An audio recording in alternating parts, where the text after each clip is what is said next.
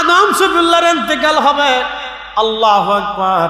বেটা শীষ আলাইহিস সালামকে ডাক দিলেন, বেটারে আমি তো আল্লাহর হুকুমে রওনা হয়ে যাচ্ছি, তোমার জন্য শেষ ওসিয়ত আমার, আল্লাহ তোমার নবী হিসেবে মনোনীত করছে, শীষ রে একটা জিকির কখনো তুমি ছাড়বা না, লা ইলাহা ইল্লাল্লাহ, এই জিকির তুমি কখনো বলবা না, এটা দামি জিকির। শীষ এই জিকিরের সাথে আরেকটা নাম উচ্চারণ করবা, মুহাম্মাদুর রাসূলুল্লাহ সাল্লাল্লাহু আলাইহি ওয়াসাল্লাম। বেটারে এই নামের পরে এই নামের জিকির করবা। শীষ বললেন, ওগো আব্বাজান, লা ইলাহা ইল্লাল্লাহ তো চিনলাম, কিন্তু মুহাম্মাদুর রাসূলুল্লাহ আবার কি? বলে, বেটারে এই নামের উসিলায় আমি আদম হইছি, এই নামটা আমি জান্নাতের পল্লবে পল্লবে পাতায় পাতায় হুরেদের কপালে গিলমানের নয়নে নয়নে আরশে মুআল্লার উপরে নাম লেখা দেখেছি। আল্লাহ নামের পরে বেটারে এই নামের উসিলা দিয়ে আল্লাহ আমারে মাফ করাইছে, আমি পথ খুঁজে পাইছি। সাবধান, লা ইলাহা ইল্লাল্লাহর পরে মুহাম্মাদুর রাসূলুল্লাহ কখনো ভুলে যাইও না।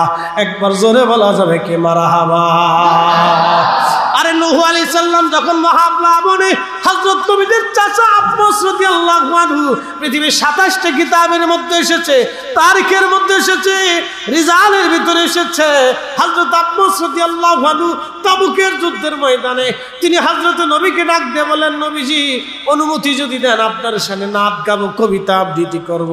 নবী বললেন, চাচা বলেন। তখন আব্বাস বলেন, হুজুর আপনি আদম শফিউল্লাহ যখন জান্নাতে ছিল, আদম আলাইহিস সালাম একা ছিল না, জান্নাতে আপনি নবী আদমের সঙ্গে ছিলেন।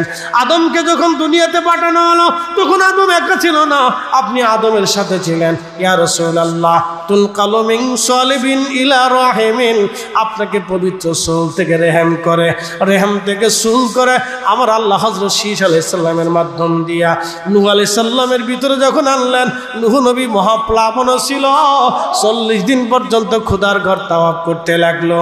নূহ আলাইহিস সালাম মহাপ্লাবনে নৌকার ভিতরে, নবীজি নূহ নবী একা ছিল না, সমস্ত নসর পূজারীরা, পাথর পূজারী যারা ছিল, প্রতিমা পূজারী যারা ছিল, সব সেই দিন পানির মধ্যে ডুবে মারা গেল। কিন্তু আল্লাহ নূহ নবীকে নৌকার মধ্যে ভাসাইলো। কারণ কি? নূহ নবী একা ছিল না, আপনি নবী নূর মোবারক নূহ নবীর সাথেই ছিল।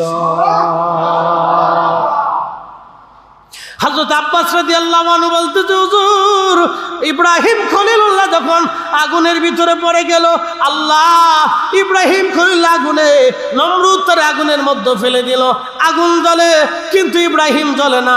নবীজি 40 দিন পর্যন্ত সাইয়েদুনা ইব্রাহিম আগুনের মধ্যে ছিলেন, কিন্তু আগুন তারে পোড়ায় নাই, কারণ ইব্রাহিম একা ছিল না, আপনি নবী ইব্রাহিমের সাথে ছিলেন। এই জন্য হযরতে ইব্রাহিম আলাইহিস সালাম দোয়া করতেন, আল্লাহ আমার নসলে তুমি আখিরি নবী পাঠাও। এই জন্য আল্লাহর নবী বলেন, ওয়াদা ইব্রাহিম খলিলুল্লাহ, আমি ইব্রাহিমের দোয়া, একসাথে বলেন না মারহাবা। ইব্রাহিম দোয়া করতেন, আল্লাহ আপনি আমার নসলে আখিরি নবী পাঠাবেন। আল্লাহ ইব্রাহিম আলাইহিস সালামের 2টা বেটা, একজনের নাম হযরত ইসমাইল আর একজনের নাম হযরত ইসহাক। হযরত ইসহাকের মাধ্যম দিয়া বনি ইসরায়েলের 70,000 নবী আসছে। হযরত ইব্রাহিম 70,000-এর জন্য দোয়া করেন নাই, কিন্তু ইসমাইলের বংশধারা দিয়া, নসল দিয়া একজন মাত্র নবী এসেছে, তিনি রাহমাতুল লিল আলামিন। এই নবীর জন্য ইব্রাহিম বারবার দোয়া করত, আল্লাহ আমার নসলে আখিরি নবী আপনি পাঠাবেন, রসুল আপনি পাঠাবেন, শ্রেষ্ঠ নবী পাঠাবেন, যার উসিলায় আমি আগুন থেকে নাজাত পাইলাম, যার উপরে ঈমান আনার কারণে আমি খলিলুল্লাহ হইলাম, ওই নবীরে আপনি আমার নসলে পাঠাবেন। এই জন্য নবী বলতেন, দা ইব্রাহিম খলিলুল্লাহ, আমি ইব্রাহিমের দোয়া। এই জন্য আল্লাহ নবী বলেন, আমার উম্মত আমার দুরূদ শরীফ যখন পাঠাও তখন আমার আব্বা মিল্লাতের বাবা আর ইব্রাহিমের নামে তোমরা দুরূদ পড়ো। তার মানে বোঝা গেল কি, ইব্রাহিম আলাইহিস সালাম জানতেন আমার নসলে যদি আখিরি নবী আসে আমার জীবন ধন্য। কথা কোন ঠিক কি না? হযরত মুসা আলাইহিস সালাতু ওয়াস সালাম এই নবীর মর্যাদা দেখে আল্লাহকে বলেন, আল্লাহ আপনি আমার আখিরি নবীর উম্মত বানায় দেন। আল্লাহ বলেন, না মুসা তা হবে না। বলে, আল্লাহ তাহলে আখিরি নবীর উম্মত আমারে দিয়ে দেন। বলে, তাও হবে না। বলে, রব্বুল আলামিন আপনি এত বড় মর্যাদা দিয়েছেন, আখিরি নবীর উম্মত বানান। আল্লাহ মুসাকে বললেন, তা হবে না, তুমি জলিল কদর নবী, আমি তোমাকে এইগুলি দেব না। ঈসা রুহুল্লাহ বারবার দোয়া করতো, আল্লাহ আমার আখিরি নবীর উম্মত বানান। প্রত্যেক দোয়ার সময় ঈসা বলতো, আল্লাহ আমার আখিরি নবীর উম্মত বানান, আখিরি নবীর উম্মত বানায় দেন, আখিরি নবীর উম্মত বানান। আল্লাহ দোয়া কবুল করে নিলেন। দোয়া কবুল করাইয়া আমার আল্লাহ ঈসা রুহুল্লাহকে চতুর্থ আসমানে নিয়ে চলে গেলেন। যখন দাজ্জাল দুনিয়াতে আসবে, ওই দাজ্জালকে ধ্বংস করার জন্য আমার রব আমার আল্লাহ ঈসা রুহুল্লাহকে আসমান থেকে নামাবেন। বুখারী শরীফের কিতাবুল ফিতানের মধ্যে আসছে, হযরত ঈসা রুহুল্লাহকে আসমান থেকে নামানো হবে। 33 বছর বয়সে হযরত ঈসা রুহুল্লাহকে আসমানে নিয়ে চলে যাওয়া হলো। যেমন আছে ওই রকমই আছে, চতুর্থ আসমানে তিনি বসবাস করতেছেন এখনো। আহা, ঈসা রুহুল্লাহকে আসমান থেকে নামানো হবে। দুইজন ফেরেশতার কাঁধে ভর দিয়ে ঈসা রুহুল্লাহ আসমান থেকে দুনিয়াতে নামবেন। ফিলিস্তিন, ওই যে কি বলে সিরিয়ার দামেস্কে একটা সাদা মসজিদ থাকবে, ওই মসজিদের গম্বুজের উপরে তাকে নামানো হবে। মুসলমানরা সিঁড়ি দিবে, ঈসা রুহুল্লাহ সিঁড়ি বেয়ে নিচে নামবেন। হযরতে ইমাম মাহদী আলাইহিস সালাতু ওয়াস সালাম তিনি হেরেমে দাঁড়িয়ে থাকবেন। ওনার কালবের মধ্যে আল্লাহ মেসেজ পাঠাবে, ঈসা রুহুল্লাহ দুনিয়াতে আল্লাহ আমি পাঠাইছি। হযরতে ইব্রাহিম, হযরতে ইমাম মাহদী কাবা শরীফের সামনে মুসল্লা বিছানো আছেন, কাবার সামনে দাঁড়িয়ে যাবেন, তিনি ইমামতি করবেন। আজান হয়ে গেছে, ইমাম মাহদী নামাজ পড়ান না, অপেক্ষা করতেছেন। বলে, ঈসা রুহুল্লাহ আসতেছে আমাদের মাঝে। ওই সিরিয়ার থেকে নেমে ঈসা রুহুল্লাহ মার্চ করবে, কাবাতুল মুকাররমাতে আসবে, একামত শুরু হয়ে যাবে, একামত শেষ হবে, ঈসা রুহুল্লাহ আলাইহিস সালাম ঢুকবেন। তখন ইমাম মাহদী মুসল্লা থেকে সরে দাঁড়ায় বলবে, ওগো ঈসা রুহুল্লাহ আপনি আজকে ইমামতি করেন। ঈসা রুহুল্লাহ ডাক দিবে, মাহদী, ইমাম মাহদী আপনি হেরেমে নামাজ পড়াবেন। আমি এই উম্মতের ইমামতি করার জন্য আসি নাই, আমি এই উম্মতের পিছনে নামাজ পড়ার জন্য আসছি। একবার জোরে কর না মারহাবা। না না না না, জোরে জোরে জোরে বলেন আল্লাহু আকবার। এই রোজা আজলে রব্বুল আলামিন বক্তব্য শুরু করলেন। কোরআনে তার বক্তব্য এইভাবে আসছে, ওয়াইদ আখাযাল্লাহু মিসাকান নাবিয়্যিনা লামা আতাইতুকুম মিন কিতাবিন ওয়া হিকমা সুম্মা জাআকুম রাসূলুম মুসাদ্দিকুল লিমা মাআকুম লা তু'মিনুন্না বিহি। চিৎকার করে জোরে বলেন না সুবহানাল্লাহ। আল্লাহ ডাক দিলেন, হাবিব আপনার কি মনে আসেনি? স্মরণ করেন আপনি সেই দিনের কথা যখন মেসাকের জগতে, আলমে মেসাকের জগৎ, বিশ্ববিখ্যাত ইমাম মোল্লা আলী কারি মাক্কি আল মাউরিদের মধ্যে লেখেন 18,000 জগৎ আছে। সুবহানাল্লাহ বলা যাবে না? কত হাজার জগৎ? 18,000 জগৎ আছে। যেই দুনিয়া বসে আছেন, এই দুনিয়া একটা জগৎ। আপনি দুনিয়া আসার আগে মায়ের পেটের মধ্যে আপনি ছিলেন, এই মায়ের পেটকে বলা হয় রেহেমের জগৎ। রেহেমের জগতে আসার আগে আপনি আর একটা জগতে ছিলেন, সেটাকে বলা হয় রূহের জগৎ। এই দুনিয়ার জগতের পরে আপনি আর একটা জগতে চলে যাবেন, সেই জগতের নাম হচ্ছে বারজাখের জগৎ, কবরের জগৎ। এই জগতের পরে আপনি আর একটা জগতে দাঁড়াবেন, সেই জগতের নাম হলো ওয়াবিল আখিরাতি হুম ইউকিনুন, আখিরাতের জগৎ। এই আখিরাতের জগতে দাঁড়াবেন। এই আখিরাতের জগতের পরে আপনাকে আর একটা জগতে নিয়ে যাওয়া হবে, সেই জগতের নাম হচ্ছে বাজান ওই যে ফুলসিরাতের জগৎ। কারো একবারে সবার শেষে ফুলসিরাত যে পার হবে তার 30,000 বছর লাগবে।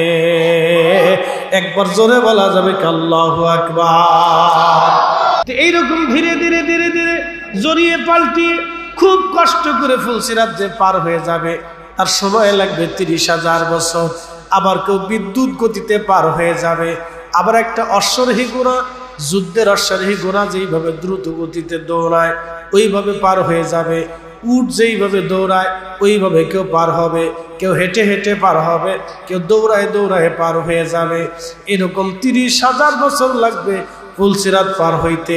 এটাও একটা জগৎ, আখেরাতের একটা জগৎ, দুনিয়ার একটা জগৎ, কবরের একটা জগৎ, রেহেমের আর একটা জগৎ, রুহের আর একটা জগৎ। মোল্লা আলী কারি মাক্কি রাহিমাহুল্লাহ লেখেন, এরকম মানুষের জন্য সৃষ্টির ভিতরে 18,000 জগৎ আছে। একবার জোরে বলা যাবে কি সুবহানাল্লাহ।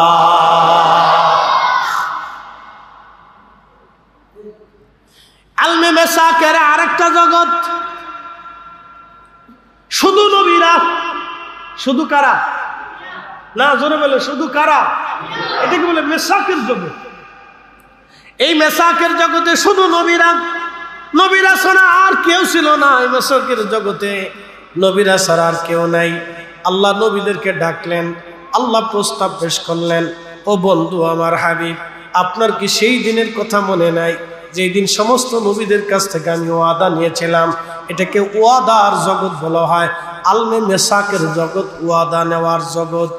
এই জগতে সমস্ত নবীদেরকে আল্লাহ বললেন, ও আদম, ও শীষ, ও ইব্রাহিম, ও ইসাক, ও ইসমাইল, ও ইয়াকুব, ও ইউসুফ, ও সুলাইমান, ও দাউদ, ও নূহ, ও মুসা, ও ঈসা, ও হারুন, ও ইয়াহইয়া, ও ইমরান, ও জাকারিয়া। এভাবে আল্লাহ আলাইহিস সালাতু ওয়াস সালাম, এইভাবে আমার রব আমার আল্লাহ 2,24,000 নবী রাসূলকে আল্লাহ বললেন, এ নবী রাসূলরা, সুম্মা জাআকুম রাসূল, তোমাদের মাঝে আমার একজন রাসূল যাবে, আমার নবী তাদের সবার সামনে বসা। একসাথে জোরে বলা যাবে আল্লাহু আকবার। সব নবীর সামনে আমার নবী তাদের সামনে। আল্লাহ বলেন, সুম্মা জাআকুম রাসূল, আমার এই রাসূল তোমাদের মাঝে যাবে। এ নবীরা, মুসাদ্দিকুল লিমা মাআকুম, তিনি সত্য সহ যাবে, কোরআন নিয়ে যাবে, আমি আল্লাহর কালাম নিয়ে দুনিয়াতে যাবে। লা তুমিনুন্না বিহি, তোমরা কি বিশ্বাস করলানি বলো? একবার জোরে বলা যাবে কে মারহাবা। আল্লাহ ডাক দিয়ে বলেন, এ নবীরা, নবুয়ত তোমরা পাবা। লামা আতাইতুকুম মিন কিতাবি ওয়া হিকমা, তোমাদেরকে কিতাব দিব, হিকমত দিব, তোমাদেরকে মুজিজা দিব, নবুয়তের মহান সম্মানে আমি তোমাদেরকে সম্মানিত করব। কিন্তু শর্ত হলো আমার আখিরি নবী, আমার নবী আখিরি নবী, সে নবী হবে আখিরি, কিন্তু সে সবার আগে নবী, নবী হিসেবে শেষ, কিন্তু সবার আগে তিনি নবী। শোনো গো ও আদম, ও শীষ, ও জাকারিয়া, ও ইয়াহইয়া, ও ইমরান, ও আইয়ুব, ও ইয়াকুব, ও ইউসুফ, ও ইসাক, ও সুলাইমান, ও দাউদ, ও নূহ, ও ইব্রাহিম, ও ইসাক আলাইহিমুস সালাতু ওয়াস সালাম, তোমরা শোনো, তোমাদেরকে খলিলুল্লাহ ইব্রাহিম, খলিলুল্লাহ তোমারে বানাবো। ও দাউদ, তোমাকে আমি নবুয়ত দিব, কণ্ঠের মুজিজা দেব। ও মুসা, তোমার কালিমুল্লাহ বানাবো। ও ঈসা, তোমাকে রুহুল্লাহ বানাবো। ও আদম, তোমাকে সবিউল্লাহ বানাবো। ও নূহ, তোমাকে শরীয়তের পিতা বানাবো। এ নবীরা, তোমাদেরকে লকব দিব, সম্মান দিব, কিন্তু শর্ত, আমার এই নবীর উপরে তোমাদের ঈমান আনা লাগবে। একবার জোরে জোরে বলা যাবে কে মারহাবা। বন্ধু সিফাতুলিবাসী, মনোযোগ দিয়ে শুনবেন, মাইকের আওয়াজ বহু দূরে যা। যারা বাড়িতে বসে শুনতেছেন মা বোনেরা, মনোযোগের সাথে কথাগুলি শুনে যাবেন। আজ আহা, রাহমাতুল লিল আলামিন নবীর ব্যাপারে আমার আল্লাহ মেসাকের জগতে আল্লাহ ওয়াদা নিলেন, সব নবীদের কাছ থেকে ওয়াদা নিলেন। সমস্ত নবীরা ওয়াদা বলল, লা তুমিনুন্না বিহি ওয়ালা তুনসারুন্না। আল্লাহ বললেন, ঈমান তো আনবাই, শুধু ঈমান আনলেই চলবে না, যদি তোমাদের জমানাতে আমি আমার এই নবীকে পাঠাইয়া দেই, তাহলে তোমরা একটা শর্ত শুনে নাও। আমার এই নবী তোমাদের জমানার ভিতরে যদি চলে যায়, আমি আল্লাহ যদি পাঠাই দেই তাহলে তোমাদের নবুয়ত খাতেম হয়ে যাবে, আমার এই নবীর নবুয়ত চালু হয়ে যাবে। তখন তোমরা নবীগিরি বাদ দিয়া আমার এই নবীর কাছে বায়াত নিবা, আমার নবীর সাহাবী হয়ে যাবা, আমার নবীরে তোমরা সাহায্য করবা। একবার জোরে বলা যাবে কি মারহাবা। প্রিয় উপস্থিতি, খুব মনোযোগ দিয়ে শুনবেন। আল্লাহু আকবার, আল্লাহু আকবার। রোজা জলে মেসাকের জগতে ওয়াদা হয়ে গেল। আমার রব আমার আল্লাহ দুনিয়াতে একটা জাতি পাঠাইলেন, এই জাতির নাম জিন জাতি। জাতির নাম কি? জিন। আমাদের আগে পৃথিবী শাসন করত জিনেরা। খুব মনোযোগ দিবেন, আমাদের আগে পৃথিবী শাসন করত জিন জাতি। জিন জাতির আদি পিতার নাম তারান্নুস, হায়াত পেয়েছিল ৬০,০০০ বছর। তার উপাধি হলো আবুল জিন, জিন জাতির বাবা। আল্লাহ বলেন খলাকাল ওয়া খলাকাল জান্না মিম্মা রিজিন মিন নার। আমার রব বললেন আমি জিন জাতিকে সৃষ্টি করেছি আগুনের শিখা থেকে। আগুনের শিখা কি? মোমবাতি জ্বালাবেন, মোমবাতি জ্বালানোর পরে দেখবেন, মোমবাতি জ্বালানোর পরে দেখবেন হলুদ আগুন বের হয়, হলুদ আগুনের পরে দেখবেন একটা সবুজ সবুজ কালার আগুন বের হয়, এর উপরে দেখবেন একটা ধোঁয়ার মতো আগুন বের হয়। ওই ধোঁয়া থেকে আল্লাহ জিন জাতি তৈরি করেছেন বিদায় আমরা সাধারণত জিন দেখতে পাই না। এই ধোঁয়া থেকে আমার রব আমার আল্লাহ জিন বানাইলেন। জিন জাতির আদি পিতার নাম আবুল জিন, তার নাম ছিল তারান্নুস, হায়াত পেয়েছিলেন ৬০,০০০ বছর। খুব মনোযোগ দিবেন। জিন জাতি, জিন জাতি। আল্লামা ইমাম জালালউদ্দিন সুয়ুতী রাহিমাহুল্লাহ জিন জাতির উপরে একটা কিতাব লিখেছেন। এখন প্রশ্ন করা হয়েছে জিনেদের মধ্যে কি নবী ছিল কিনা। কোন কোন মুফাসসির বলেছেন জিনদের মধ্যে নবী রাসূল ছিল, আবার আরেক দল বলেছেন না, জিনদের মধ্যে কোনো নবী রাসূল ছিল না। জিনদের মধ্যে দাঈ ইলাল্লাহ ছিল, আল্লাহর দিকে আহ্বানকারী ব্যক্তি ছিল। যেমন আমরা নবীরা, আমরা নবী না কিন্তু আমরা নবীর ওয়ারিস। কিসের ওয়ারিস? ইলমের ওয়ারিস। উস্তাদুল আসাতিজা বুখারী শরীফ পড়ে আসলেন ছেলেদেরকে, হুজুর তিনি নবী না কিন্তু নবীর ওয়ারিস। কিসের ওয়ারিস? ইলমের ওয়ারিস। উলামা ইকরাম বললেন জিনদের মধ্যে নবী ছিল না। আবার আরেক জমাত উলামা ইকরাম বললেন না, জিনদের ভিতরে নবী রাসূল ছিলেন। আল্লাহ থাক বা আর না থাক, যদিও জিনদের বিষয় নিয়ে বিতর্ক আছে, আমি বিতর্কর দিকে যাব না। যদিও ধরেন নবী এবং রাসূল ছিল, কিন্তু মনে রাখবেন আমার নবী সবার আগে নবী। ঠিক কিনা? মানব জাতি সৃষ্টি করার আগে জিন, জিনদের মধ্যে ধরেন নবী ছিল। একদল উলামা ইকরামের ভাষ্য অনুযায়ী নবী ছিল, আরেকদল উলামা ইকরামের ভাষ্য অনুযায়ী নবী ছিল না। তবে নবী হওয়াটা অস্বীকার করা যায় না, কারণ এত বড় বড় জিন যাতে আল্লাহ তৈরি করলেন। ওয়ামা খালাকাতুল জিন্না ওয়াল ইনসা ইল্লা লিয়াবুদুন। যেহেতু মানুষ এবং জিন দুইটা জাতিকে সৃষ্টি করেছে আল্লাহর গোলামি করার জন্য, নবী থাকাটাই স্বাভাবিক। নবী থাকাটা স্বাভাবিক। আল্লাহ জিনদের ব্যাপারে একটা সূরা নাযিল করলেন, সূরা জিন।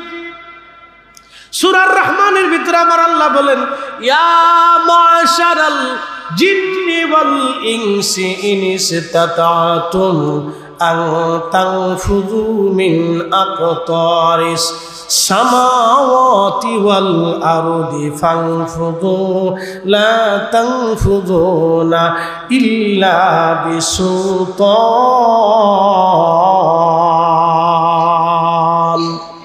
ইয়া মাশারাল জিন, হে জিন জাতিরা, ওয়াল ইনস, হে মানব জাতিরা, আমি আল্লাহর সালতানাত ব্যতীত, আমি আল্লাহর সাম্রাজ্য ব্যতীত, আমি আল্লাহর দেওয়া ভূমণ্ডল ভূখণ্ড ব্যতীত তোমরা যদি অন্য কোথাও জায়গা পাও তো তোমরা চেষ্টা করে দেখো আমি আল্লাহর সাম্রাজ্যের বাহিরে যেতে পারো কিনা। না, আল্লাহ বললেন না, কখনোই তোমরা আমি আল্লাহর সালতানাতের বাহিরে যেতে পারবা না। কারণ সব জায়গায় আমি আল্লাহর সালতানাত, আমি আল্লাহর সালতানাত ছাড়া আর কোনো সালতানাত নাই। কথা বলেন ঠিক কিনা? জিনদের ভিতরে নবী থাকাটা স্বাভাবিক হতেও পারে, কিন্তু মনে রাখবেন মানব জাতি সৃষ্টি করার আগে কোটি কোটি বছর আগে জিন জাতি সৃষ্টি করেছে। জিনদের ভিতরে নবী যদিও থাকে, তাহলে আমাদের নবী আগে না জিনের নবী আগে? না না হয় না, আরো জোরে বলেন।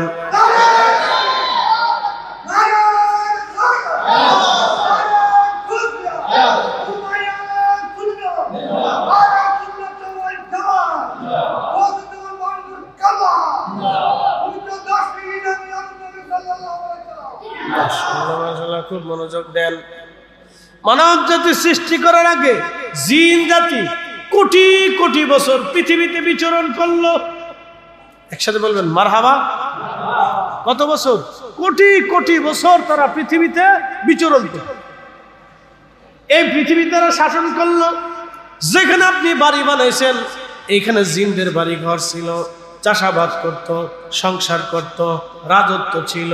তারা এখানে সমাজ করত, গ্রাম ছিল, জেলা ছিল, তাদের বিভাগ ছিল, রাষ্ট্র ছিল, রাজা ছিল, প্রজা ছিল।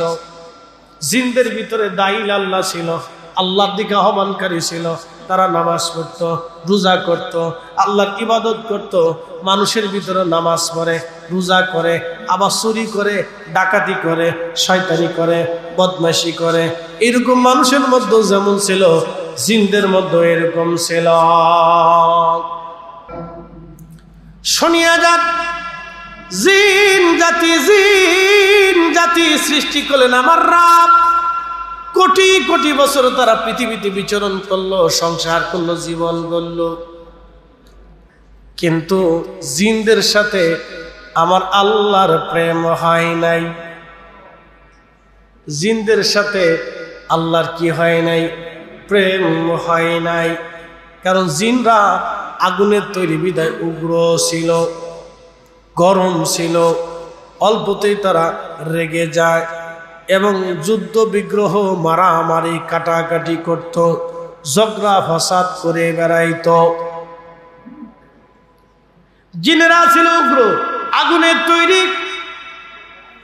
সারা পৃথিবী বিচরণ করলো জিন।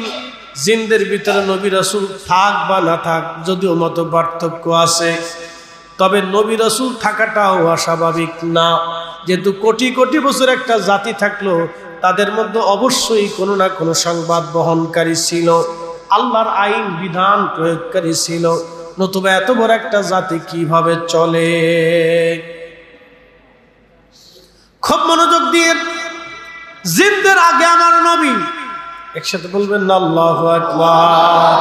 আমার রব, আমার আল্লাহ ফেরেশতাদের একটা মহাসম্মেলন ডাক দিলেন। ফেরেশতাদের একটা মহাসম্মেলন ডাক দিয়ে আল্লাহ বললেন, ওয়া ইয ক্বালা রাব্বুকা লিল মালাইকাতি ইন্নী জাইলুন ফিল আরদি খলিফা। এ ফেরেশতারা, আল্লাহ কোরআনে ডাক দিলে, হুজুর আপনার সেই দিনের কথা আপনি মনে করেন, সেই দিনের কথা আপনি স্মরণ করেন নবী গো। নবীজি, সেই দিন ফেরেশতাদের মহাসম্মেলনে আমি রব, আমি আল্লাহ বললাম, হো ফেরেশতারা, ইন্নী জাইলুন ফিল আরদি খলিফা, আমি পৃথিবীতে খলিফা পাঠাবো। একসাথে বলা যাবে কি মারহাবা? অ্যাটেনশন। জিনদের বেলা আল্লাহ খলিফা বলে নাই, ফেরেশতাদের বেলাও আল্লাহ খলিফা বলে নাই। আল্লাহ মানুষের বেলায় খলিফা বললেন, ইন্নী জাইলুন ফিল আরদি খলিফা, আমি পৃথিবীতে খলিফা পাঠাবো। খলিফা মানুষের ব্যাপারে আল্লাহ খলিফা বললেন। সেই দিন ফেরেশতারা আপত্তি করলো, ক্বালু আতাজআলু ফিহা মান ইউফসিদু ফিহা ওয়া ইয়াসফিকু দিমা। সেই দিন সমস্ত ফেরেশতারা বলে, ইয়া রব, আপনি কি এমন জাতি দুনিয়ার মধ্যে পাঠাবেন যারা পূর্বতন জিন জাতির মতো মারামারি কাটাকাটি ফাসাদ করবে, ঝগড়া করবে, অশান্তি বিশৃঙ্খলা করবে, মারামারি করবে, কাটাকাটি করবে। দেখেন তো বর্তমান বাংলাদেশে কি মারামারি। কালকে চট্টগ্রামের ইউনিভার্সিটি আর এলাকাবাসীর বিরাট বড় মারামারি। বাজান রে, সারা বাংলাদেশে এখানে মারামারি, সেখানে মারামারি, এখানে গুতাগুতি, সেখানে গুতাগুতি। এই মুসল্লিরা,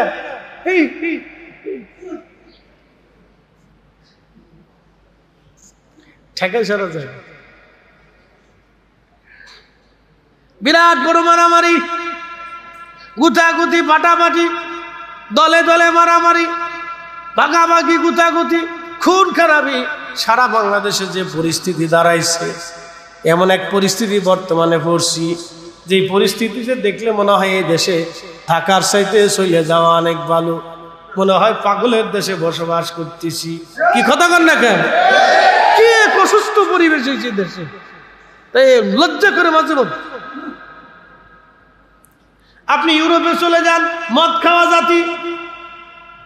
বলে হুজুর মদ খাওয়া জাতি কি? ওরা খাবার আগে মদ খায়, খাবারের ভিতরে মদ খায়, খাবারের পরে মদ খায়। একটা ইউরোপিয়ান জাতি, মদ খাওয়া জাতি। দেখেন ওদের মেয়েরা অর্ধ উলঙ্গ থাকে, ছেলেরা রাস্তায় চলে, যার যার মতো চলতেছে। একটা মদ খাওয়া জাতি আজকে কত উন্নত হয়ে গেল। মারামারি নাই, ধরাধরি নাই, ফাটাফাটি নাই। ওদের বিশ্ববিদ্যালয়গুলিতে ছাত্র রাজনীতি নাই। সারা পৃথিবীতে শুধু বাংলাদেশে ছাত্র রাজনীতি। বিশ্ববিদ্যালয়গুলি এই রাজনীতি, সেই রাজনীতি, এই দল সেই দল, গুতাগুতি, লাথালাথি, কিলেকিলি, ভাগাভাগি। পৃথিবীর অন্য কোনো দেশে এরকম নাই। পৃথিবীর এত বড় উন্নত বড় বড় বিশ্ববিদ্যালয়, অক্সফোর্ড বিশ্ববিদ্যালয়, হার্ভার্ড বিশ্ববিদ্যালয়, পৃথিবীর দামি দামি বিশ্ববিদ্যালয়, কোনো রাজনীতি নাই। সৌদি আরবে চলে যান, মদিনা ইউনিভার্সিটি, রাজনীতি নাই। আপনি যদি চলে যান মক্কা ইউনিভার্সিটি, রাজনীতি নাই। আপনি আল আজহার বিশ্ববিদ্যালয়ে চলে যান, কোনো রাজনীতি নাই।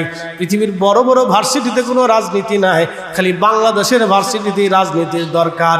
এগুলো হলো রাজনীতিবিদদের এক ধরনের শয়তানি কারখানা। কথা কন না কেন? বিশ্ববিদ্যালয় থেকে আমার দেশে মানুষ তৈরি হবে, মানুষ। বিশ্ববিদ্যালয় থেকে দেশের শ্রেষ্ঠ সন্তান তৈরি হবে। বিশ্ববিদ্যালয় থেকে ছেলেরা বের হয়ে আসার পরে আমার দেশ গর্বে। বিশ্ববিদ্যালয় থেকে মেয়েরা বের হয়ে আমার দেশ গর্বে। তারা দেশের সুশাসন প্রতিষ্ঠিত হবে, আইন কানুনের প্রয়োগ হবে, অর্থনৈতিক উন্নতি হবে, সামাজিক উন্নতি হবে। আমরা কি আশা করতে পারতেছি? সাতা কিছুই আশা করা যায় না। যদিও রাজনৈতিক বক্তব্য না আমার, এই জন্য বুঝার জন্য বললাম ফাসাদ। ফেরেশতারা বলল রব, জিনেরা যেইভাবে মারামারি করছে, কাটাকাটি করছে, রক্তপাত করেছে, ফাসাদ সৃষ্টি করেছে, আপনি কি এমন জাতি দুনিয়াতে পাঠাবেন তারা ওই রকম মারামারি কাটাকাটি করবে? তখন আমার আল্লাহ বললেন, ফেরেশতারা বলেন, ওয়া নাহনু নুসাব্বিহু বিহামদিকা ওয়া নুকাদ্দিসু লাক। আল্লাহর ফেরেশতারা বলেন, রব, আমরাই তো আপনার তাসবিহ করি, আমরাই তো আপনার জিকির করি, আমরাই তো আপনার হাম করি, আমরাই তো আপনার ইবাদত করি। আল্লাহ তখন জবাব দিলেন, ক্বালা ইন্নী আ'লামু মা লা তা'লামুন। আমি যা জানি তোমরা তা জানো না, আমি যা বুঝি তোমরা তা বুঝো না। ফেরেশতারা জানে না জিন জাতির ভিতরে আল্লাহ আখিরি নবী পাঠায় নাই।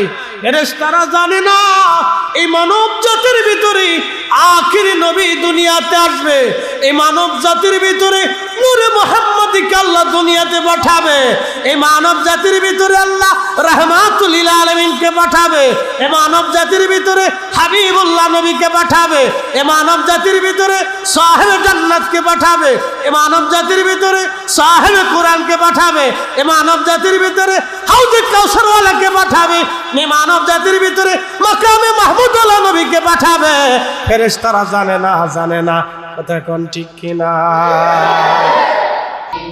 বন্ধু খুব মনোযোগ দিবেন। কি চমৎকার কথা আল্লাহ বললেন, ফেরেশতারা আমি যা জানি তোমরা জানো না। এই জন্য জিন জাতির ভিতরে আখিরি নবী নাই, ফেরেশতাদের মধ্যে আখিরি নবী নাই, অন্য কোন জাতির মধ্যে আখিরি নবী নাই। শুধু আখিরি নবী, শ্রেষ্ঠ নবীকে আল্লাহ মানুষের মধ্যে পাঠাইলেন। এই জন্য মানুষের দাম বাড়ছে। আল্লাহর কসম করে বলি, ওয়াল্লাহি বিল্লাহি তাল্লাহি, হে সিবাতুলিবাসী, মানব জাতির ভিতরে যদি নূরে মুহাম্মাদী না আসতো তাহলে মানব জাতির 4 পয়সাও দাম ছিল না। কথা বুঝেন নাই মনে হয়? যদি মানব জাতির ভিতরে আখেরি নবী না আসতো, এই মানব জাতির 4 পয়সাও মূল্য ছিল না, 4 পয়সাও দাম ছিল না, 4 পয়সাও কোনো মূল্য ছিল না। কারণ ফেরেশতারা যে ভেটু দিয়েছিল সেই ভেটুর বাস্তবতা দেখেন আপনি। বর্তমান বাংলাদেশ জায়গায় জায়গায় মারামারি, গুতাগুতি, লাথালাতি, কিলিকিলি, স্বাধীনতার পর স্বাধীনতা থেকে শুরু হইল, এই পর্যন্ত আর মারামারি থামল না, গুতাগুতি থামল না, ক্ষমতাওয়ালাদের ক্ষমতা নিয়ে পারাপারি থামল না। কবে থামলে আমরা তাও জানি না। এই জন্য এটা ওলি আল্লাহর জমিন, ওলি আল্লাহদের হাতেই জমিন নিরাপদ, আহলে সুন্নাত ওয়াল জামাতের হাতেই জমিন নিরাপদ। কথা কোন ঠিক কিনা? ওলি আল্লাহদের জমিন, এদের হাতেই জমিন নিরাপদ, এদের হাতেই জমিন নিরাপদ।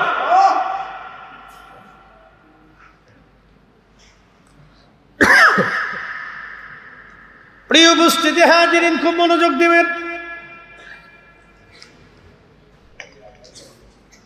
প্রিয় ভাই আমার, রহমতের নবী দুনিয়াতে আসবে, আল্লাহ মানব যদি দুনিয়াতে পাঠাবে, এরপরে আমার রব আমার আল্লাহ আদম সফিউল্লাহকে আমার আল্লাহ বানাইলেন। সারা দুনিয়ার মাটি, পৃথিবীর বিভিন্ন জায়গা থেকে বাছাই করা মাটিগুলি নিলেন, হযরতে জিব্রাইলকে পাঠাইলেন। মাটি ডাক দিল, জিব্রাইল, খোদার দোহাই লাগে আমারে নিও না, আল্লাহ আমারে দিয়ে মানুষ বানাবে, এই মানুষ গুনার কাজ করবে, আবার এই মানুষকে আল্লাহ জাহান্নামে পোড়াবে। ফেরেশতা জিব্রাইল, আমারে নিও না, আমারে ছেড়ে দাও। জিব্রাইল চলে গেল। রব বললেন, জিব্রাইল মাটি কোথায়? বলে, আল্লাহ মাটি তোমার দোহাই দিয়েছে, এই জন্য মাটি আমি আনি নাই। এরপরে পাঠাইলো মিকাইল, একই কথা বলল, চলে গেল। বলে, মিকাইল মাটি কোথায়? বলে, তোমার দোহাই দিয়েছে, আমার মায়া লাগছে, মাটি আনি নাই। এরপরে পাঠালো ইসরাফিল, ইসরাফিল মাটি কোথায়? বলে, আল্লাহ তোমার দোহাই দিয়েছে। এরপরে পাঠাইলো আজরাইল, আজরাইল এসে মাটি থাপা দিয়ে ধরছে। মাটি কান্না করে আর বলে, আজরাইল তুমি আমারে ছেড়ে দাও। এই মাটি নিয়ে আল্লাহ মানুষ বানাবে, মানুষেরা আল্লাহর হুকুম অমান্য করবে, আমার রব আমার আল্লাহ তাদেরকে জাহান্নামে দেবে। আজরাইল রে, আমারে জাহান্নামের মধ্যে পোড়ানো হবে, তুমি আমারে ছেড়ে দাও, তোমার খোদার দোহাই লাগে। আজরাইল ডাক দেখায়, না রে মাটি, আল্লাহ আমারে পাঠাইছে নিয়ে যাওয়ার জন্য, তোরে ছেড়ে যাওয়ার জন্য আমি আসি নাই। আজরাইল আলাইহিস সালাম মাটি থাবা দিয়ে নিয়ে চলে আসলেন। এই জন্য আজরাইলকে মালাকুল মউতের দায়িত্ব প্রদান করা হয়েছে। যতই কান্না করেন ছাড়বে না, যত কান্না করেন ছাড়বে না। বাবার কোল থেকে সন্তান নিয়ে চলে যায়, সন্তানের কোল থেকে বাবাকে নিয়ে চলে যায়, ভাইয়ের কোল থেকে বোনের নিয়ে যায়, বোনের কোল থেকে ভাইরে নিয়ে যায়, ডাক্তারের কাছ থেকে রুগী নিয়ে চলে যায়, রুগীর সামনে ডাক্তার চলে যায়। এই জন্য আজরাইল ছাড়বে না, মালাকুল মউতের দায়িত্ব আল্লাহ তাকে দিয়ে দিলেন। মাটিগুলি নিয়ে বেহেশতের তাসনিম নদীর পানি দিয়ে মাটি খামির করা হলো। মাটি খামির করার পরে আদম সফিউল্লাহকে আল্লাহ বানাইলেন। ফি আহসানি তাকবীম, সুন্দর অবয়ব দিয়ে আল্লাহ বানাইলেন, সুন্দর অবয়ব। ফি আহসানি তাকবীম, লাকাদ খালাকনাল ইনসানা ফি আহসানি তাকবীম, সুন্দর সুরত দিয়ে অবয়ব দিয়ে আল্লাহ বানাইলেন। কত সুন্দর নাক আল্লাহ দিলেন, চোখ আল্লাহ দিলেন, কপাল আল্লাহ দিলেন, চুল আল্লাহ দিলেন, দাড়ি আল্লাহ দিলেন, কান আল্লাহ দিলেন, জবান আল্লাহ দিলেন, দাঁত আল্লাহ দিলেন। আচ্ছা বলেন তো, মানুষের নাক যদি কুত্তার নাকের মতো হইতো তাহলে কেমন হইতো? মানুষের চোখ যদি বাঘের চোখের মতো হইতো, চোখ হইতো বাঘের মতো, নাক হইতো কুত্তার মতো, আর দাঁত হইতো হনুমানের মতো, আর পা হইতো বান্দরের মতো, হাত হইতো গরুর পায়ের মতো, তাহলে কেমন দেখা যাইতো? এই জন্য আল্লাহ বলেন, ফি আহসানি তাকবীব, মানুষকে সুন্দর অবয়ব দিয়ে বানাইলাম। একসাথে কর না মারহাবা। না না, আরো জোরে জোরে জোরে। সুন্দর অবয়ব দিয়ে আল্লাহ মানুষ বানাইলেন। কত সুন্দর করে আল্লাহ বানাইলেন, আল্লাহু আকবার। মানুষ এত সুন্দর করে আল্লাহ বানাইলেন, সুন্দর অবয়ব দিয়ে। আদম সফিউল্লাহকে আল্লাহ তৈরি করলেন মাটি দিয়ে, সুন্দর করে খামির বানায়া একেবারে অবয়ব দিয়ে আল্লাহ জান্নাতে রাখলেন 40 বছর। সুবহানাল্লাহ বলা যাবে না? কত বছর? 40 বছর ধরে আল্লাহ দাঁড়া করায় রাখলেন। জীবন ছিল না, লড়াচড়া ছিল না, মাটি দিয়া আল্লাহ সুন্দর করে খোলস বানাইয়া 40 বছর দাঁড়া করাইয়া জান্নাতের মধ্যে আল্লাহ শুকাইতে লাগলেন। 40 বছর পর্যন্ত শুকাইলেন, 40 বছর পর্যন্ত শুকাইলেন। শুকানোর পরে আমার আল্লাহ রুহু নামক ইঞ্জিনখানা আদম সফিউল্লাহর বডির ভিতরে আল্লাহ ফুকাই দিলেন। রুহু দেওয়ার পরে ফিরে চলে আসলো। রুহু ডাক দিল আল্লাহ, আল্লাহ ডাক দিল, কি রে রুহু ফিরে চলে আসলি কেন? রুহু বললেন, ইয়া রব, এমন একটা জায়গা পাঠাইলা খালি অন্ধকার, এখানে কোনো নূর নাই, নূর নাই। কি নাই? না না, জোরে বলেন কি নাই? না, জোরে বলেন কি নাই? নূর নাই। এমন একটা জায়গায় পাঠাইছেন, নূর নাই। আল্লামা মোল্লা আলী কারি মাক্কি আল মাউরিদের মধ্যে তিনি লেখেন, ঠিক তখনই নূরে মুহাম্মাদি, আহা জোরে কন্যা মারহাবা, নূরে মুহাম্মাদি আদম সফিউল্লাহর পেশানিতে পবিত্র সুলবে আল্লাহ স্থাপন করে দিলেন। যখন নূরে মুহাম্মাদি গেল, তখন আদম সফিউল্লাহর দেহে নূর আসলো। এই জন্য আল্লাহ বলেন, কদ জাআকুম মিনাল্লাহি নূরুন ওয়া কিতাবুন মুবিন।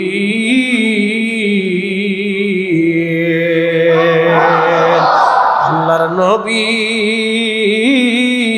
নূরের নবী গো, আপনি নবী আমার জীবনের জীবন। ঠিক কিনা? শিবাতলিবাসী আদম সফিউল্লাহর পবিত্র সুলবে নূরে মুহাম্মাদি, আহা কি চমৎকার, কত সুন্দর। আদম সফিউল্লাহর দেহে নূর এসে গেল, চোখে আলো এসে গেল, কানে শব্দ আসলো, হাতে বল আসলো, পায়ে জোর আসলো, শরীরে শক্তি আসলো, রক্ত সঞ্চালন শুরু হয়ে গেল, কালবে জোর আসলো, ইমানের নূর আসলো, বিশ্বাসের নূর আসলো। আদম সফিউল্লাহ সেজদার মধ্যে পড়ে গেল। আদম সফিউল্লাহকে আল্লাহ দাঁড়া করাই দিলেন। সমস্ত ফেরেশতাদেরকে আল্লাহ বলেন, ও ফেরেশতারা তোমরাও দাঁড়াও, উসজুদু লি আদম, তোমরা আদমের দিকে সেজদা দাও। এই আয়াতের তাফসীর করতে গিয়ে বিশ্ববিখ্যাত ইমাম মোল্লা আলী কারি মাক্কি হানাফি আল মাউরিদের মধ্যে লেখেন, ইমাম শামসুদ্দিন সাখাবি, ইমাম তাকিউদ্দিন সুবকি রাহিমাহুল্লাহ লেখেন, উসজুদু লি আদম। এই আমার দিকে তাকান, খুব খুব এটা আপনার কি বলে, এই হাকিকতের ওয়াজ। উসজুদু লি আদম, তোমরা আদমের দিকে সেজদা দাও। আদম আলাইহিস সালাম তখন একা না, আদম আলাইহিস সালামের ভিতরে নূরে মুহাম্মাদি। কি কথা কন না, ঠিক কিনা? যদি আদম একা থাকতো, ওই সময় আল্লাহ আদমের দিকে সেজদা দিতে বলে নাই। যখন রুহু যায় নাই, যখন নূরে মুহাম্মাদি যায় নাই, তখন কিন্তু ফেরেশতা দিয়ে আল্লাহ সেজদা দেওয়াই নাই। আল্লাহ বলেন, উসজুদু লি আদম, আদমের দিকে সেজদা দাও। ইমাম তাকিউদ্দিন সুবকি, ইমাম শামসুদ্দিন সাখাবি, আল্লামা মোল্লা আলী কারি মাক্কি আল মাউরিদের মধ্যে লেখেন, এই সেজদার মাসজুদ হলো আল্লাহ। সেজদা দেওয়ার, সেজদা পাওয়ার মালিক ছিল আল্লাহ, আর আদম ছিল কেবেলা, আর তাজিম ছিল নূরে মুহাম্মাদে। আল্লাহু আকবার। সমস্ত ফেরেশতারা সেজদার মধ্যে পড়ে গেল। সমস্ত ফেরেশতারা সেজদার মধ্যে পড়ে গেল। সমস্ত ফেরেশতারা সেজদায় পড়ে গেল, ইল্লা ইবলিস। ইবলিস সেজদা দিল না। সেজদা না দেওয়ার কারণে আমার রব বললেন, কি রে ইবলিস, সব ফেরেশতা সেজদায় গেল, তুমি কেন সেজদা দিলা না? ফাস্তাকবারা, সে অহংকার করলো। কি করলো? অহংকার করলো। আল্লাহর সাথে তর্ক শুরু করলো, হে রব, এরে বানাইছো মাটি দিয়ে, আমারে বানাইছো আগুন দিয়ে, আমি কি করে তাকে সেজদা দিব? আমি তাকে সেজদা দিতে পারি না। আমার আল্লাহ বললেন, দূর হ, তোর ভিতরে অহংকার এসে গেছে। আমি আল্লাহ পাক, আমার জায়গা পাক, আমার জান্নাত পাক, আমার স্থান পাক। তোর মতো অহংকারী নাপাক দুনিয়াতে থাকতে আমার এখানে জায়গা পাবে না। ওয়া কানা মিনাল কাফিরিন, আমার আল্লাহ তাকে একেবারে চিরস্থায়ীভাবে কাফের বানায় ঘোষণা দিয়ে দিলেন, তুই অবিশ্বাসী, দূর হয়ে যা এখান থেকে, আমার এখানে তোর জায়গা হবে না। এই জন্য অহংকার করা যাবে না। যে অহংকার করবে সে ধ্বংস হবে। কি কথা কন না কেন? যে অহংকার করবে সে কি হবে? ধ্বংস হবে। অহংকার যে করবে সে ধ্বংস হবে। অহংকার করা যাবে না। ইবলিস অহংকার করে বসলো, অহংকার করে বসলো। আমার আল্লাহ বললেন, যা, দূর হয়ে যা, আমি রবের দরবারে তোর কোনো জায়গা হবে না। আল্লাহ ইবলিসকে তাড়িয়ে দিল। ইবলিসকে তাড়িয়ে দেওয়ার সময় ইবলিস আল্লাহকে বলল, হে রব, আপনি তো আমাকে তাড়িয়ে দিলেন, কাফের বলে ঘোষণা দিয়ে দিলেন, এই আদমের কারণে আমি আজকে তোমার দরজা থেকে বিতাড়িত হচ্ছি। আল্লাহ, আল্লাহ গো, আল্লাহ, আমি 9টা লক্ষ বছর তোমার সেজদা দিয়েছি। আল্লাহ, এই 9 লক্ষ বছরের সেজদার বিনিময় কি আমি কিছু পাই না? বলে, ইবলিস কি চাস? বলে, রব্বুল আলামিন 3টা জিনিস আমাকে দেবা। বলে, 1 নম্বর, কিয়ামত পর্যন্ত তুমি আমার হায়াত দিবা। আল্লাহ বলেন, তা দিলাম। আর কি চাস? বলে, রব্বুল আলামিন তামাম পৃথিবী তাসাররুফ করব, ঘুরে আসবো, এক চোখের পলকে তামাম সৃষ্টি ঘুরে আসার মতো শক্তি তুমি আমাকে দেবা। আল্লাহ বলেন, তাও দিলাম। আর কি চাস?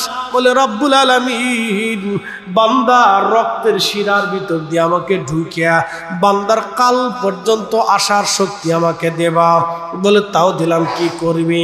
বলে, রব্বুল আলামিন তোমার বান্দার রক্তের শিরার ভিতর দিয়ে ঢুকে আমি কালবের এখানে বৈশা তাকে ধোঁকা দিতে থাকবো। আমি তাকে নামাজ থেকে সরাবো, রোজা থেকে সরাবো, ইমান থেকে সরাবো, আমি তাকে ধোঁকা দিয়ে দিয়ে গুনাহ করাবো। আল্লাহ, তোর ইজ্জত জালালের কসম করে বলতেছি, রব, আমি ইবলিস তোর একটা বান্দাকেও জাহান্নাম থেকে বাঁচতে দেব না। আমি তোর প্রত্যেকটা বান্দাকে গুনাহ করাবো, গুনাহ করাইয়া জাহান্নামে পাঠাবো।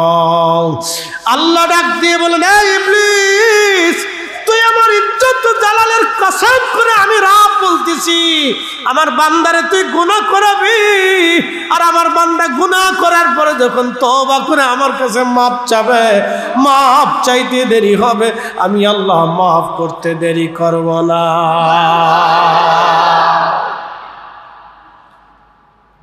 এই জন্য যারা দোয়া মানে এরা কপালওয়ালা, আর যারা দোয়া না মানে তারা কপাল পোড়া।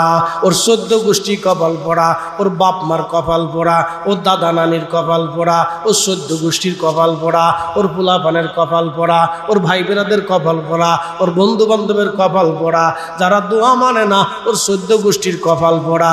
আমরা সুন্নিরা দোয়া মানি, আমাদের কপাল অনেক বড় ভালা, ঠিক কিনা? আদম শফিউল্লাহর জান্নাতে ভালো লাগে না, আল্লাহ তো সবই জানে। Man can not live alone, মানুষ একা একা বসবাস করতে পারে না। মানুষ ছাড়া বাঁচতে পারে না, মানুষ একা একা বসবাস করতে পারে না। আদম শফিউল্লাহর জান্নাতে ভালো লাগে না। এত সুন্দর নদী, এত সুন্দর ঝর্ণা, এত সুন্দর পাহাড় পর্বত গাছ তরুলতা পাতা, বিরাট বড় একটা জান্নাত, 8টা জান্নাত আদম শফিউল্লাহর একার দখলে, তাও ভালো লাগে না। আল্লাহ একটা সঙ্গিনী তৈরি করলেন, বাম পাজরের বাঁকাহার, কিঞ্চিত বাঁকাহার। আমার আঙ্গুল দেখেন কিঞ্চিত বাঁকা, আমার হাতের আঙ্গুলটা শাহাদাত আঙ্গুল কিঞ্চিত বাঁকা। আদম শফিউল্লাহর বাম পাজরের বাঁকাহার কিঞ্চিত বাঁকা। এই বাঁকাহার থেকে আমার আল্লাহ একজন মানুষ তৈরি করলেন, তার নাম হযরতে হাওয়া। চিৎকার মেরে জোরে কন্যা মারহাবা। আদম সফিউল্লাহ মাটির তৈরি, শুধু মাটি না, মাটির সাথে পানি, শুধু পানি না, পানির সাথে বাতাস, শুধু বাতাস না, বাতাসের সাথে আগুন। শরীরের মধ্যে 4টে পদার্থ দেখবেন, আগুন, পানি, মাটি, বাতাস। আব, আতশ, খাক, বাত। হুজুর গাউসে পাক মহিউদ্দিন আব্দুল কাদের জিলানী আওলাদে রসুল রাদিয়াল্লাহু তাআলা আনহু, তিনি তেনার কিতাব সিররুল আসরারের মধ্যে লিখেছেন, আব, আতশ, খাক, বাত, আগুন, পানি, মাটি, বাতাস, 4টে পদার্থ দিয়ে আল্লাহ আদম সফিউল্লাহর বডি তৈরি করলেন।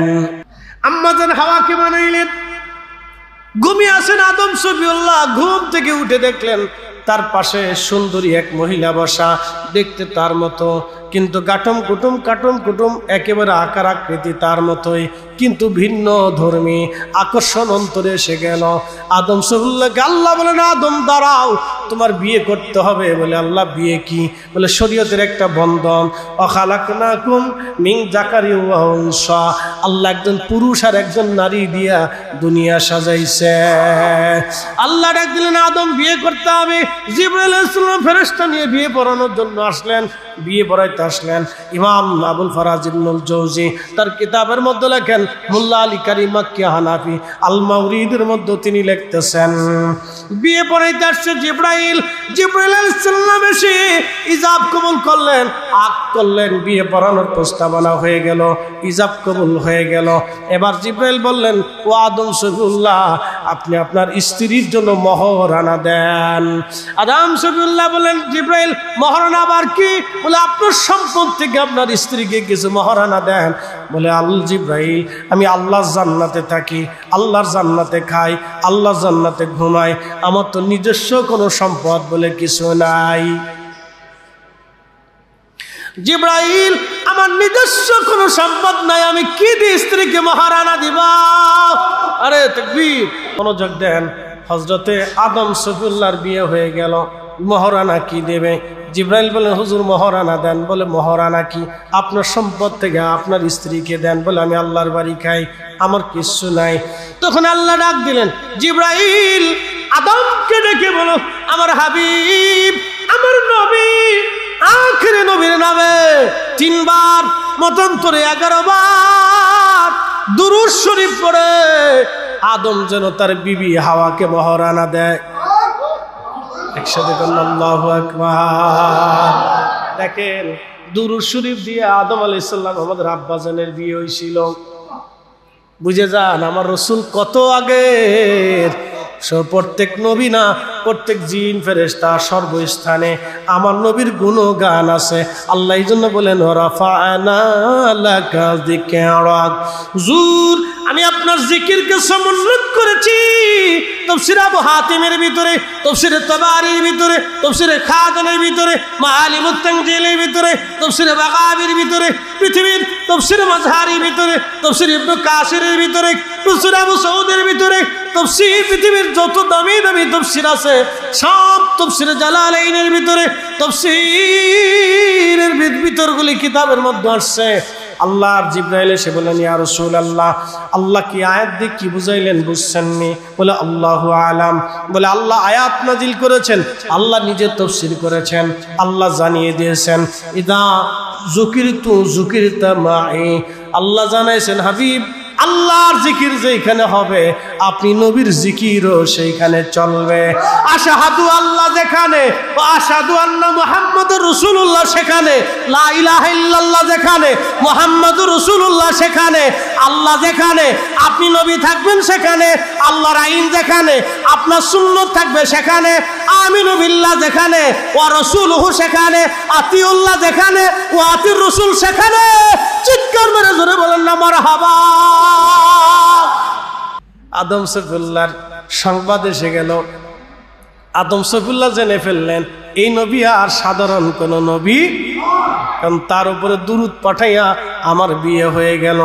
আদম সফিউল্লাহ এবং আম্মা জান হাওয়া জান্নাতের মধ্যে রইলেন। আল্লাহ বলেন, লা তাকরাবু হাজিস শাজারা, আদম রে জান্নাতে ঘুরো ফিরো চলো, কিন্তু এই গাছের কাছে যাইও না। গাছের নাম গন্ধম, একটা নিষিদ্ধ ফল, এইখানে তুমি যাবা না রে আদম, এইখানে তুমি যাইও না, এই ফল তুমি খাইও না।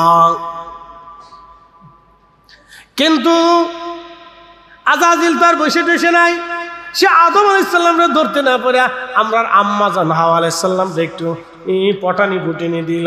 পটানি পুটিনি দেওয়ার পরে আম্মা জান হাওয়া পটানিতে পড়ে গেলেন। তিনি গন্ধম খাইলেন। গন্ধম যখন তিনি খাইলেন তখন আম্মা জান হাওয়া আলাইহিস সালামের ওই যে নারীদের প্রত্যেক মাসে একটা অসুস্থতা আসে, ওই অসুস্থতা আম্মা জানের এসে গেল। আম্মা জান ডাক দিয়ে বলল, ও আমার স্বামী, আপনি জানেন না এটা মজার ফল, আপনি একটু খান। আদম আলাইহিস সালাম স্ত্রীর প্ররোচনায় তিনার কথায় আদম আলাইহিস সালাম গন্ধমটা খেয়ে ফেললেন। ঠিক গন্ধম খাওয়ার পরে আদম আলাইহিস সালাম হাওয়াকে আল্লাহ বললেন, আদম হাওয়া রে, আর জান্নাতে তোমাদের জায়গা হবে না, তোমরা জান্নাত থেকে দুনিয়ায় চলে যাও। আদম আলাইহিস সালাম রে শ্রীলঙ্কায় পাঠানো হলো, আম্মা জানকে জেদ্দায় পাঠানো হলো। দুইজন 350 বছর ধরে কাঁদতে লাগলো। কাঁদতে কাঁদতে আদম আলাইহিস সালামের চোখের পানি পড়ে পড়ে গোশতগুলি পচে গেল। আহা, কান্নাকের বন্ধ হয়।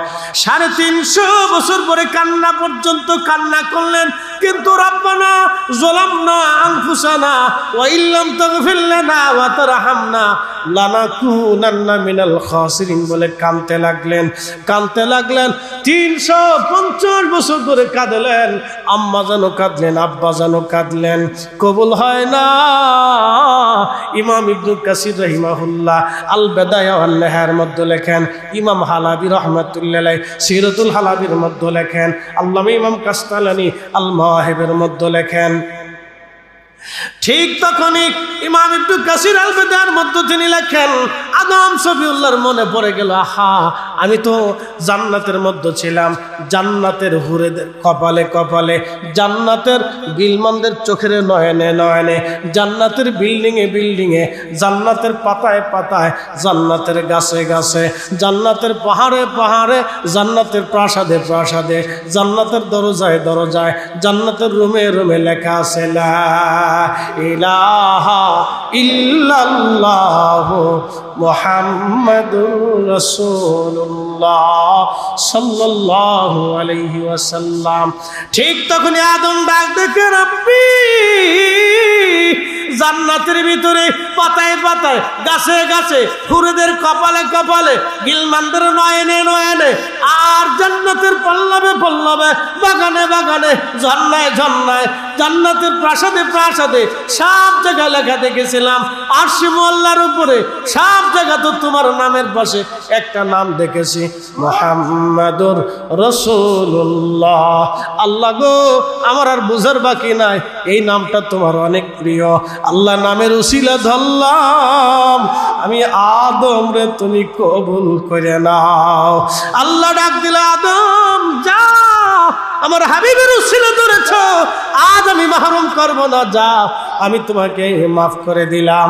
একবার জোরে কন্যা মারহাবা।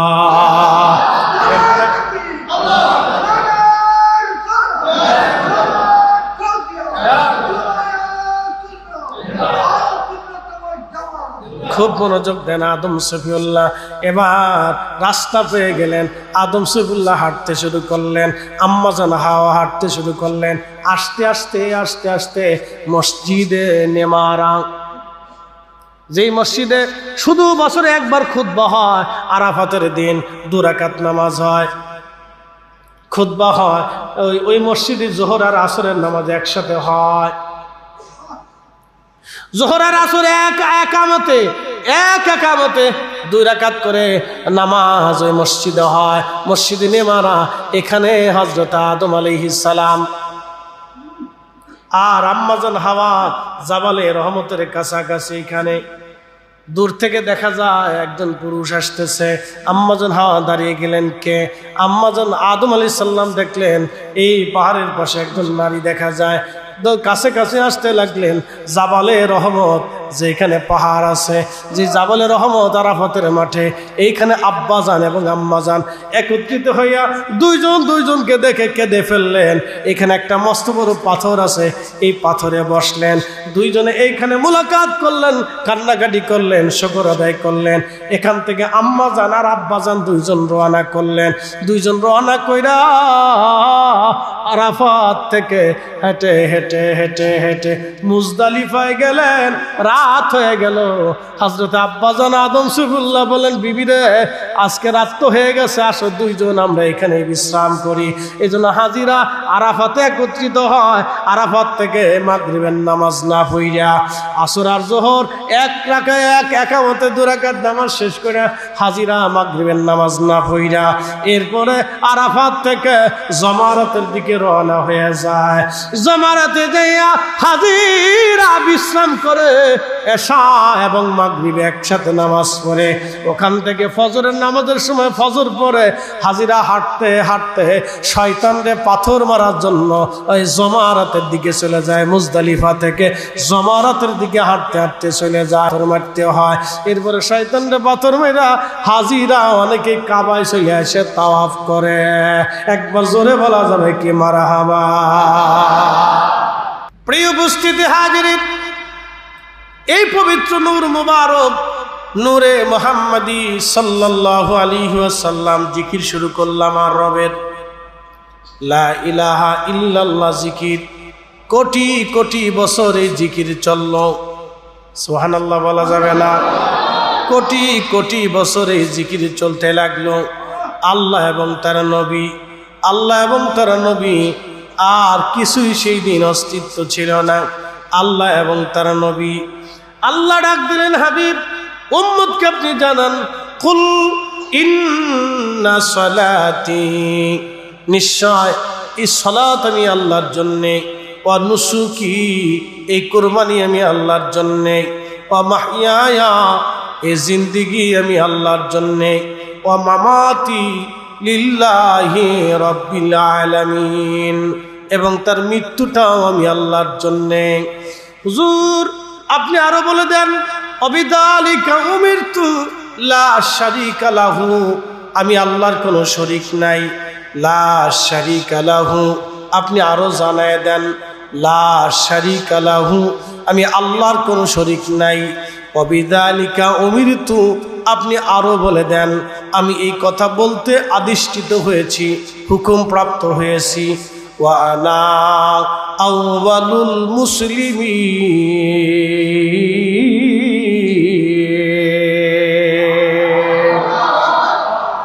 আপনি জানেন আপনি সবার আগে মুসলমান। নবী আপনি জানান আপনি সবার আগে আমি আল্লাহকে আল্লাহ বলে স্বীকার করেছেন। সেই সময় আসমান আল্লাহর জিকির করে।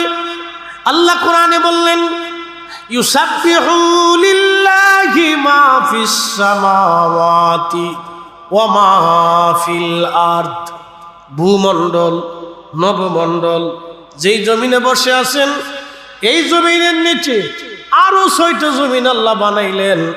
যেই জমিনের উপরে বসে আছেন এই জমিনের নিচে আল্লাহ আরো 6টা জমিন বানাইলেন। যে আসমানের নিচে বসে আছেন আপনি, ওই আসমানের উপরে আল্লাহ আরো 6টা আসমান আল্লাহ বানাইলেন। এই আসমান আর জমিনকে, শোনেন, এই আসমান আর জমিনকে আরশে মুআল্লা দিয়ে আমার আল্লাহ একেবারে ঘিরে ধরে রেখেছেন। একসাথে বলা যাবে কি সুবহানাল্লাহ? এই আসমান, এই ভূমণ্ডল এবং নবমণ্ডল, 7 আসমান আর 7 জমিনকে রব্বে করিমের আরশে মুআল্লা ঘিরে ধরে রেখেছে। এই আরশে মুআল্লা আল্লাহর সৃষ্টি, সে আল্লাহর তাসবিহ পড়ে।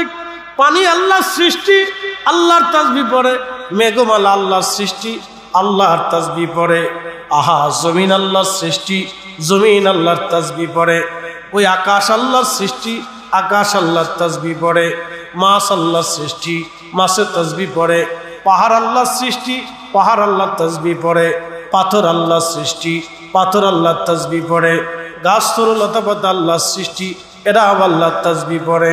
আল্লাহ ডাক দিলেন, আলাম তারা, নবীজি আপনি কি দেখেন না, আন্নাল্লাহ ইয়াসজুদু লাহু মান ফিস সামাওয়াতি ওয়া মান ফিল আরদ, নবী গো আপনি কি দেখেন না আসমান ও জমিনে, ভূমণ্ডল ও নবমণ্ডলে সব কিছু আমি আল্লাহকে সেজদা দেয়। একবার জোরে বলা যাবে কি মারহাবা? হাবিব আপনি কি দেখেন না আসমান ও জমিনের ভিতরে যা কিছু আছে সব আমি আল্লাহকে সিজদা দেই ওয়াশ-শামসু ওয়াল-কমারু ওয়ান-নুজুমু ওয়াল-জিবালু ওয়াশ-শাজারু ওয়াদ-দাওয়াবু ওয়া কাসীরুম মিনান নাস।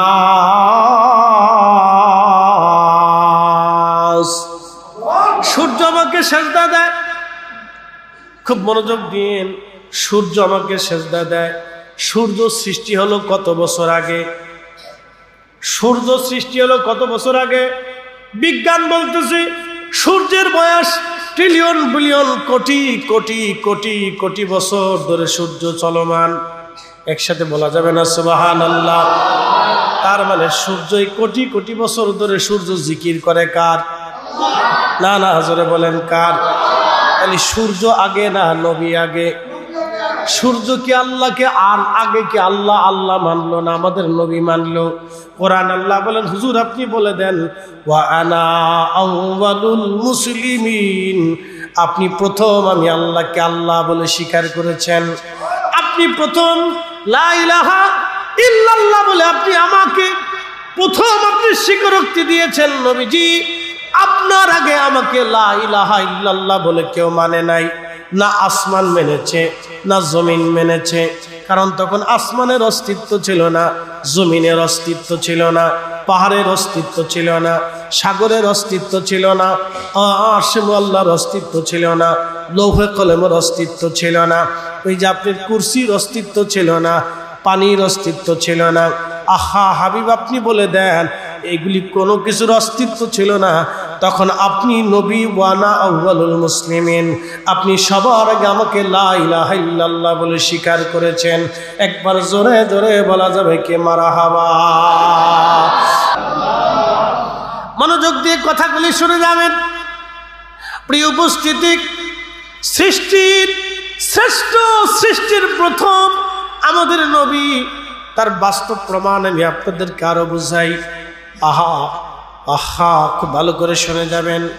পানি সৃষ্টি করলেন আল্লাহ, পানি সৃষ্টি করার পরে আমার আল্লাহ, এরপরে আমার আল্লাহ সৃষ্টির যাবতীয় সৃষ্টি করবেন। নূরে মুহাম্মাদি তো আগে, সুবহানাল্লাহ বলা যাবে না? নূরে মুহাম্মাদি কি আগে? জোরে বলেন, নূরে মুহাম্মাদি আগে। তারপরে আল্লাহ तमाम সৃষ্টি করবেন।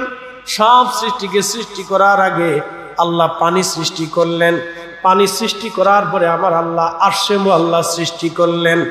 আরশে মুআল্লা সৃষ্টি করে আমার আল্লাহ পানির উপরে আরশে মুআল্লা স্থাপন করলেন। সারা সৃষ্টির মধ্যে পানি, পানির উপরে আরশে মুআল্লা, এর ভিতরে আর কিছুই ছিল না তখনও। আল্লাহু আকবার। পানির তরে আরশে মুআল্লা দুলতে লাগলো। আরশে মুআল্লা বলে, রব আমি তো স্থির থাকতে পারি না।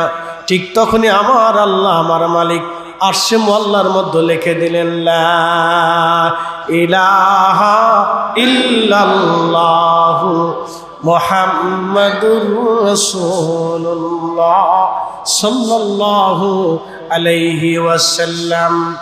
আরশে মুআল্লার ভিতরে এই কালেমা যখন লিখে দিলেন, ঠিক আরশে মুআল্লা তখন কাঁপাকাঁপি, লড়াচড়া বন্ধ হয়ে গেল, স্থির হয়ে গেল। আরশে মুআল্লা সৃষ্টি করার পরে আল্লাহ কুরসি মোবারক সৃষ্টি করলেন। কুরসি মোবারক সৃষ্টি করার পরে আমার আল্লাহ লৌহ কলম সৃষ্টি করলেন। লৌহ কলম সৃষ্টি করার পরে আমার আল্লাহ আসমান জমিন সৃষ্টি করলেন। আসমান জমিন সৃষ্টি করার পরে আমার আল্লাহ ফেরেশতা মণ্ডলী সৃষ্টি করলেন। লৌহ কলমকে বললেন, কলম তুমি লেখো। কলম বলে, ইয়া রব কি লিখবো আমি কি লিখবো? আল্লাহ বলেন, উক্তুব মাকাদিরাল খালক, সৃষ্টির তাকদীর তুমি লিখতে থাকো। একসাথে বলা যাবে কে মারহাবা? এই জন্য আমাদের সৃষ্টি করার 50,000 বছর আগে আমার রব আমাদের তকদির সৃষ্টি করেছেন। শুধু আমাদের তকদির না, পশু পাখির তকদির সৃষ্টি করেছেন, সূর্যের তকদির সৃষ্টি করেছেন, পাহাড়ের তকদির সৃষ্টি করেছেন, গাছপালার তকদির সৃষ্টি করেছেন।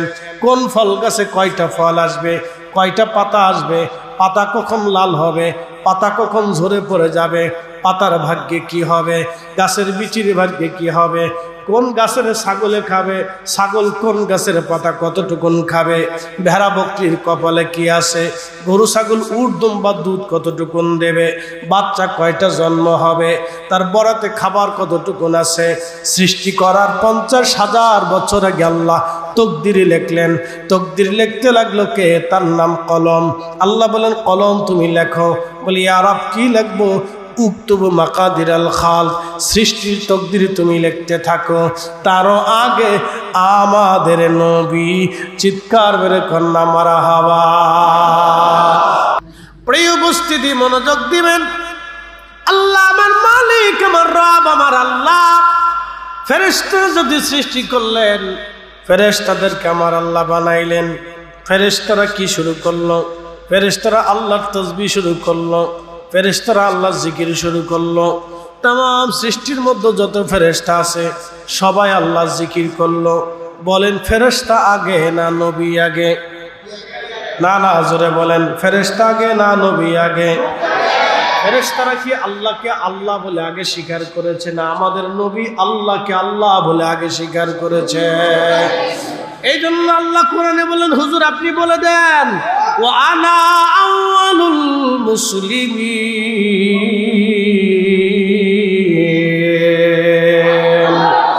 আপনি সবার আগে মুসলমান, আপনি সবার আগে আমাকে সেজদা দিয়েছেন, আপনি সবার আগে আমাকে আল্লাহ বলে স্বীকার করেছেন, আপনি সবার আগে আমাকে রব বলে স্বীকার করেছেন, আপনি সবার আগে আমাকে লা ইলাহা ইল্লাল্লাহ বলে স্বীকার করেছেন, আপনি সবার আগে আমার জিকির শুরু করেছেন।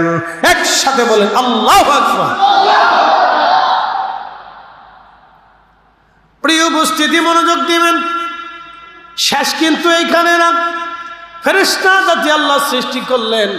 ফেরেশতা জাতি সৃষ্টি করার পরে আমার রব রোজে আজল তৈরি করলেন।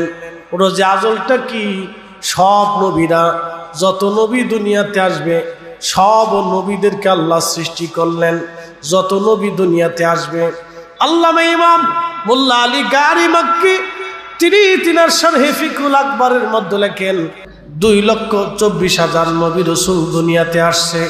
ইমাম ইবনু হিব্বান সহিহ ইবনু হিব্বানের মধ্যে লেখেন 1,24,000 নবী এবং রাসূল দুনিয়াতে আসছেন। 2,24,000 নবী রাসূল পৃথিবীতে আসবেন রোজে আজলে মেসাকের জগতে। আমার রব আমার আল্লাহ 2,24,000 নবী রাসূলদেরকে আল্লাহ একত্রিত করলেন। একত্রিত করে আবার আল্লাহ একটা মহাসম্মেলন করলেন, আল্লাহ একটা মাহফিল কায়েম করলেন। এই মাহফিলের মধ্যে বক্তা হলো আল্লাহ, শ্রোতা হলো নবীরা, উদ্দেশ্য আমার নবী রাহমাতুল লিল আলামিন। একবার জোরে বলা যাবে কি মারহাবা? এজন্য রাসূলের সংবাদ, সৃষ্টির এমন কোন নবী নাই যে নবীর সংবাদ না দিয়ে গেছে।